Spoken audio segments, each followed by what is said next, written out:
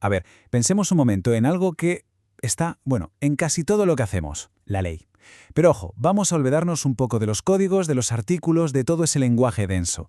Hoy lo que vamos a hacer es bucear un poco más hondo para descubrir para qué sirve de verdad y cuál es su misión, su propósito real en nuestra sociedad. Y para empezar, vamos a lanzar la pregunta del millón, la que tenemos justo aquí.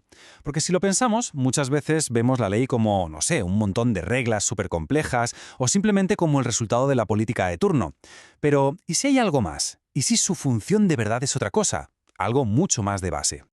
Claro, para entender bien la ley, primero hay que entender la política. Pero un momento, no la política del día a día, la de los titulares, no. Pensemos en su sentido original, en su sentido más noble, como el arte de conducir a una sociedad hacia el bien común. Y si lo vemos así, la ley se convierte en su herramienta principal, ¿no? La herramienta clave para conseguir ese objetivo. Pues bien, este va a ser nuestro mapa de ruta. Vamos a ver cuál es el verdadero objetivo de la ley, cómo baila con la sociedad esa tensión entre la razón y la voluntad, luego quién escribe las reglas y para terminar, cómo una simple idea acaba convirtiéndose en ley. ¡Vamos allá! Perfecto. Pues primera parada, el verdadero objetivo de la ley. Vamos a meternos de lleno en cuál es su meta principal. Y aquí la respuesta que nos da la fuente que estamos analizando es sorprendentemente sencilla. La función primordial de la ley es crear buenos ciudadanos. Vale, un momento. ¿Qué significa eso exactamente? Porque, ojo, no estamos hablando de una clase de moral, ¿eh? No va por ahí. A ver, la ley no pretende cambiarnos por dentro, no es su trabajo. Su objetivo es mucho más práctico, regular cómo nos comportamos en sociedad, nuestra conducta externa. El ejemplo del código de circulación es perfecto para esto. No te enseña a ser una persona moralmente superior al volante, ¿verdad? Lo que hace es poner unas reglas claras para que no nos choquemos todos, para que el tráfico fluya. Y al cumplir esas reglas, pues contribuimos a ese orden y, en ese contexto, nos convertimos en buenos ciudadanos. Así de simple. Vale, sigamos tirando de este hilo, porque la ley no es algo estático, no es un bloque de hormigón que se impone y ya está. Es mucho más como una danza, un baile constante con la realidad de la sociedad. Y para entender este baile, el texto que manejamos nos propone una analogía que me parece buenísima, súper visual. A ver qué os parece. La ley es como un zapato ortopédico. ¿Un zapato ortopédico? Sí. ¿Y cómo funciona esto? Pues mirad, la clave está en que tiene una doble función. Por un lado, el zapato está hecho para corregir, para moldear el pie, ¿no? Pues igual la ley busca guiar y dar forma a la sociedad. Pero, y aquí viene lo importante, por otro lado, el zapato tiene que ser de tu talla, tiene que ajustarse al pie. Porque una ley que esté completamente desconectada de la realidad social, pues no solo es que sea inútil, es que puede ser hasta perjudicial. Y esta idea, esta dinámica, es justo la clave para entender cómo es posible que algunas leyes, como una constitución, puedan durar siglos. No es porque estén escritas en piedra y sean inamovibles, que va, es porque permiten esa interpretación progresiva. Se van adaptando, como el zapato, a una sociedad que no para de cambiar, y así no hay que empezar de cero cada 2 por 3. Bueno, y ahora llegamos a un punto que es quizás un poco más denso, pero de verdad es fascinante. Vamos a meternos en el corazón filosófico de la ley, el gran debate sobre de dónde viene, en última instancia, su autoridad. Y aquí la cosa se divide básicamente en dos grandes corrientes de pensamiento. Por un lado está lo que se llama intelectualismo, que defiende que la ley se basa en la razón. Es decir, algo se prohíbe porque es malo en sí mismo.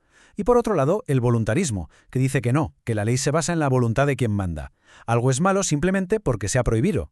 O sea, la pregunta es, ¿la validez de una ley viene de la razón o viene del puro poder? La diferencia, como se puede imaginar, es abismal. Y que nadie piense que esto es solo una discusión de filósofos, ¿eh? Tiene consecuencias muy reales. Esta segunda visión, la del voluntarismo, si la llevamos al extremo, nos ayuda a entender algo tan terrible como que un sistema judicial entero como el de la Alemania nazi pudiese aplicar leyes que eran objetivamente una aberración. Porque claro, si la ley es solo la voluntad del poder y la función de un juez es aplicarla sin más, pues se abre la puerta a la barbarie, así de claro. Todo esto nos lleva, de forma muy natural, a la siguiente pregunta lógica.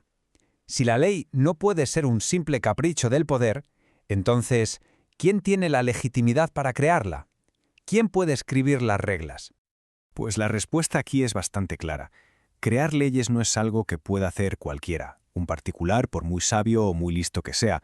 No, es una función que le corresponde solo y exclusivamente a la autoridad que tiene la responsabilidad de cuidar de la comunidad, de buscar ese bien común. ¿Y esa autoridad de dónde sale? Pues puede manifestarse de dos formas principales. A veces viene de la propia comunidad, ya sea de forma directa, como en un referéndum, o de una manera más, digamos, orgánica, a través de la costumbre que se asienta con el tiempo. Pero vamos, lo más normal, lo que vemos todos los días, es que esa tarea la tengan los órganos de gobierno que ya conocemos, el Parlamento, el Gobierno, etc. Y con esto ya enlazamos con la parte más práctica de todo este recorrido. Ya hemos visto el porqué de la ley, cómo se relaciona con la sociedad y quién la puede crear. Así que ahora toca ver el proceso. Cómo una idea cualquiera termina convirtiéndose en una ley que nos obliga a todos. Este viaje de idea a ley sigue unos pasos bastante lógicos. Todo arranca con un proyecto, un borrador, que se debate y se va puliendo. Cuando por fin se aprueba, ojo, todavía no es ley. Primero tiene que promulgarse, o sea, publicarse oficialmente para que todo el mundo pueda conocerla. Después, lo normal es que haya un pequeño margen de tiempo, que se llama vacatio legis, para que la gente y las empresas se puedan adaptar. Y ya por fin pasado ese plazo, la ley entra en vigor, y a partir de ahí es obligatoria. Así que, en resumen, hemos visto que la ley es mucho más que una simple regla. Es o debería ser un acto de la razón que busca el bien común. Y como ese zapato ortopédico, tiene que estar siempre en sintonía con la sociedad a la que sirve. Todo esto nos deja con una pregunta final, una reflexión para llevarse a casa. Si aplicamos este criterio, esta vara de medir a las leyes que tenemos hoy en día, ¿de verdad están cumpliendo su propósito? Ahí queda la pregunta.